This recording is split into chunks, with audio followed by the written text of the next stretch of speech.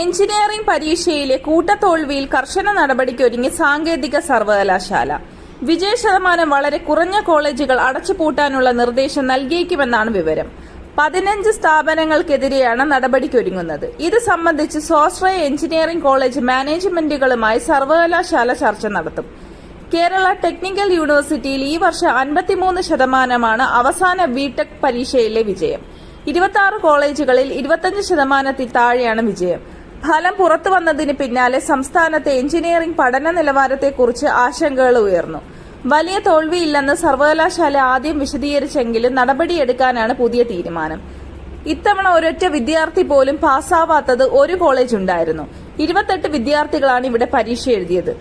6 കോളേജുകളുടെ വിജയം 10% താഴെയായിരുന്നു. 70% മുകളിൽ കുട്ടികളെ ജയിപ്പിക്കാനായത് 17 കോളേജുകൾക്ക് മാത്രമാണ്.